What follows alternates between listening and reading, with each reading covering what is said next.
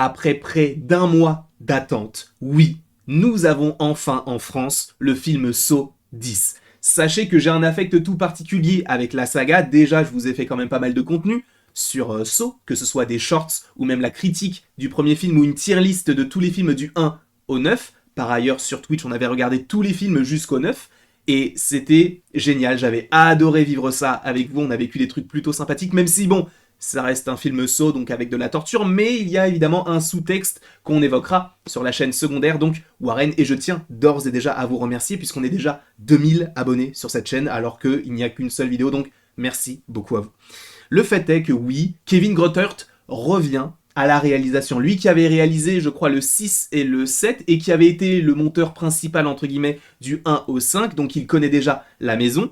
Là, il revient. Et autant vous dire que ça me fait du bien, puisque les deux seuls films dans lesquels il n'avait pas réellement interagi, c'était les deux pires, entre guillemets. Même si, en réalité, Jigsaw n'est pas si mauvais. Spiral est ignoble, et là, ça fait du bien d'avoir un vrai film Saw avec les vrais codes de Saw. La musique, la marionnette, la tête de cochon, et surtout, Tobin Bell qui est de retour. Petite photo à l'appui, ça fait du bien de le revoir dans le rôle de John Kramer. Moi, ça m'enchante. Alors oui, il est vrai que pour la plupart d'entre vous, peut-être que le film Saw n'est qu'un film, voilà, gore, qui fait du mal pour faire du mal, fait par des psychopathes, mais en réalité, ce n'est pas vraiment le cas. Disons que ça aide à comprendre comment les humains évoluent, comment les humains réagissent face à l'adversité, et notamment dans des cas extrêmes, notamment des cas de mort. Et là où j'adore le personnage de John Kramer, c'est qu'on ne le considère pas réellement comme un méchant, et notamment pas dans ce film-là, mais on va y venir bien évidemment. Sachant, je vous le rappelle, qu'il y aura des spoilers dans cette vidéo-là. Donc attention, spoiler, sinon fuis, pauvre fou. Mais oui, ce que j'aime beaucoup, c'est que cette fois-ci, John Kramer prend part au combat, entre guillemets. Il est vrai que c'est surtout dans le 2 où on l'avait pas mal vu, alors évidemment également dans le 8e opus, donc Jigsaw, mais la plupart du temps, voilà, c'était surtout des flashbacks où lui un petit peu amenuisé, entre guillemets, dans le sens où, eh bien, on sait qu'il a une tumeur au cerveau. Dans le 1, on ne le voit quasiment jamais, sauf à la fin. Dans le 2, il est présent justement. Dans le 3, 4, 5, qui se passe à peu près au même moment, bah, soit il est en instance de mort, soit il est déjà mort. 6 et 7, il n'est déjà plus là, enfin il est mort mais on voit que des flashbacks. Et 8, évidemment que ça se passe bien avant, donc on le voit. Mais le 9, on ne le voit pas du tout, puisque ça n'a rien à voir. Et le 10, ça fait du bien de le voir interagir avec tout ça, sachant que lui-même est dans un piège. Tu sens, enfin, t'as l'impression qu'il est piégé, mais au final, ça se retourne. Il y a toujours ce retournement de veste qui est totalement, caractéristique de la saga Saw, alors qu'on n'a pas trop revu, je trouve, dans le 9e, même si c'était, je le considère plus comme un spin-off, plus qu'une suite à tout ce qui avait été fait, puisque je vous rappelle que le film s'appelle Spiral, l'héritage de Jigsaw, donc on n'est pas réellement sur eh bien, la continuité de ce qu'a pu faire John Kramer. Et ce qui est fou, c'est qu'on est au 10e film, il est mort dans le 3, et il est toujours présent. Alors bien sûr, il faut rappeler que ce film-là se passe, je crois, entre le premier et le deuxième film. C'est pourquoi on revoit le personnage donc d'Amanda avec sa petite tête de cochon. Et sachez juste, si vous ne le saviez pas, il y a une scène post-générique très intéressante. Moi, je suis persuadé qu'il va y avoir un 11e film. C'est sûr, dans le sens où, là, on est sur une nouvelle temporalité, dans le sens où on revient avant, on va redemander à Tobin Bell de revenir, ça va se faire, puisque le film n'a pas coûté grand-chose, et il a rapporté, il est déjà rentable. Il est déjà rentable, et il l'a déjà été après une semaine, je crois, d'exploitation.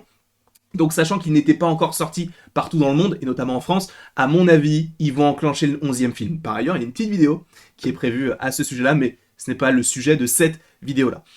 Bien sûr, John Kramer, la psychologie, le côté de, en plus, on te le présente comme étant le personnage principal et on se focalise uniquement sur son point de vue.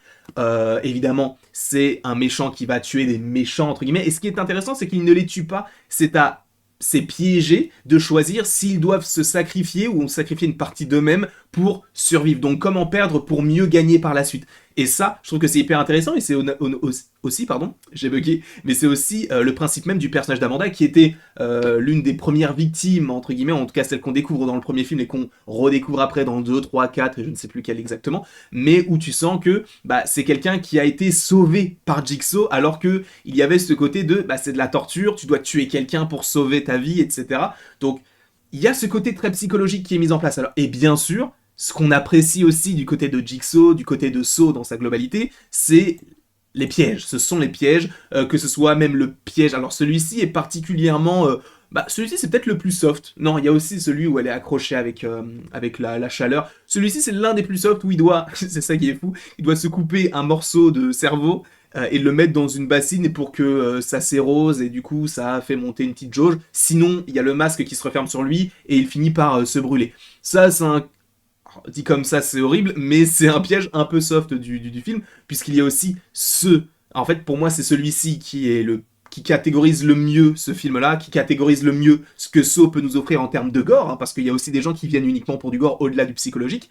Et là, pour rappel, c'est un piège où tu as ce personnage-là qui est censé se faire couper la tête par ce fil qui est tendu, et si elle ne se coupe pas la cuisse et qu'elle ne récupère pas de la moelle épinière pour remplir une dose, et du coup atteindre un certain seuil, ça lui coupe la tête. Donc, ce qui est fou, c'est qu'elle va se couper la jambe, d'accord, et elle va récupérer la moelle épinière avec une sorte de piqûre pour, du coup, gonfler la jauge, et au tout dernier moment, elle finit par se faire tuer. Donc, ce qui est intéressant, c'est que elle a 3 minutes pour le faire, et là aussi, tu vois l'évolution du truc, parce que à l'époque, c'était 3 minutes, maintenant, on n'est plus que sur 1 minute, même s'il y a certains pièges qui ne durent qu'une seule minute, mais la plupart des pièges qu'on a eu dans ce film-là duraient 3 minutes. Donc elle se coupe la jambe, donc c'est déjà ignoble, puisque tu vois la manière dont elle se coupe, et en plus, je trouve que il y a un aspect très sadique, parce que elle se coupe la tête n'importe quoi, enfin elle se fait couper la tête, elle se coupe la jambe, et en plus elle se retire la moelle épinière, mais du coup elle est morte quand même.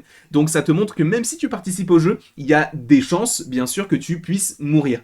Et la plupart des personnages meurent dans ce film-là, sauf au tout début quand on a donc le conducteur de taxi qui lui arrive à se retirer ce qu'il avait sur les bras avec une sorte de petit scalpel qui était scotché à ses mains. Pareil, je trouve que c'est bien fait, c'est bien amené. C'est pas uniquement du gore pour montrer qu'on met du gore, parce qu'en réalité, par exemple, ce piège-là, ils auraient pu mettre beaucoup plus de sang, ce n'a pas été le cas, notamment aussi par rapport notamment au personnage de Gabriella qui meurt de manière assez débile, entre guillemets, dans le sens où elle se fait écraser un peu le cou avec la botte d'un autre personnage. Et j'ai peut-être un défaut, il est vrai, à donner à ce film-là, c'est la résolution. C'est vrai qu'en général, comme on l'a dit tout à l'heure, ce qui est caractéristique aussi des films Saw, c'est le retournement de situation avec la petite musique, etc. Là, la résolution, elle est là, bon, on a toujours la musique, mais en fait, je trouvais que c'était peut-être un petit peu trop prévisible, dans le sens où il était peut-être un petit peu trop mis en danger et il ne réagissait pas vraiment pour se dire, ok, bon, finalement, ils sont... Enfin, comment dire, je trouve en tout cas que ce personnage-là, il a trop montré qu'il était en danger pour ne pas se dire ok, il va mourir, sachant qu'encore une fois, ce film-là se déroule entre le 1 et le 2, donc on savait qu'il n'allait pas mourir, puisqu'après il a fait 875 films de la saga. Donc, moi je trouve que c'est assez intéressant, mais ça reste un petit défaut, peut-être un petit peu trop prévisible sur certains aspects, même si, bon, la globalité, voilà, on a toujours aussi ce côté un peu verre d'eau, un petit peu plus d'orangé, un petit peu plus de chaleur, sachant que le 9e film, donc Spiral, c'est totalement voulu de rajouter un petit peu plus de chaleur, de plus d'extérieur au piège de Jigsaw, entre guillemets, puisque ce n'est pas vraiment Jigsaw, mais on sent qu'il y a une volonté, pas forcément de réhabiliter de manière cinématographique, entre guillemets, le 9e film, mais de se dire que Saw, c'est bien sûr des couleurs froides, du jaune, du vert, du sombre, hein, du gris, du noir, etc.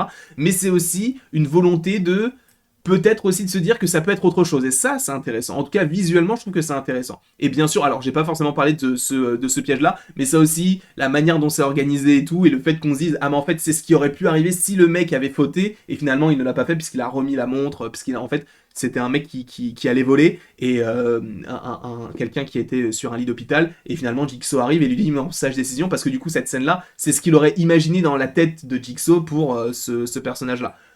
Dans sa globalité, le film est bon. Le film est très bon. Encore une fois, restez à la fin du générique puisqu'on découvre, bien sûr, le petit Hoffman qui fait plaisir. On le savait. Enfin, il y avait des rumeurs comme quoi il était dans le film. Et de toute manière, je savais qu'il allait avoir une scène post-générique. Donc j'étais très content de me dire, du coup, vu qu'il était pas dans le film et que en plus il y a une scène post-générique, il sera dans la scène post-générique. Et ça fait du bien, encore une fois, de voir tout ça. Et ce qui est cool, oui ou non, en tout cas dans l'écriture, c'est que on se place du point de vue de Jigsaw, donc de John Kramer, alors que c'est lui qui torture les gens. Et pour nous, le fait de le voir à la fin marcher avec un enfant et Amanda qui partent au loin avec le soleil qui se lève, on se dit, waouh, c'est bon, ils ont gagné. Alors qu'en réalité, bah c'est lui le méchant, même si bon, il y a encore plus méchant que lui, puisqu'on a voulu lui mettre à l'envers, mais au-delà de ça, moi je trouve que c'est vraiment bien construit, et c'est vraiment ça ce que j'aime dans cette saga qui est Saw. J'espère bien sûr qu'il y en aura un 11e, et à mon avis, ils vont lancer vite les hostilités, parce qu'il y a tellement d'idées encore, je pense, et vu qu'on retourne de toute manière dans le passé, il y a manière de faire du Tobin Bell, ou même de faire revenir un petit peu plus du Hoffman. Peut-être pas forcément pour une petite ref, mais aussi pour avoir un rôle plus conséquent comme l'a eu Amanda dans ce 10e film. Bref, quoi qu'il en soit, je vous remercie grandement d'avoir regardé cette vidéo. N'hésitez surtout pas à l'aimer, à la partager, à la commenter et vous abonner si ce n'est pas déjà le cas. Et après tout ceci, il ne me reste plus qu'à vous dire à la prochaine pour la prochaine. Et sachez bien évidemment que vous pouvez donc aimer, partager, commenter et vous abonner.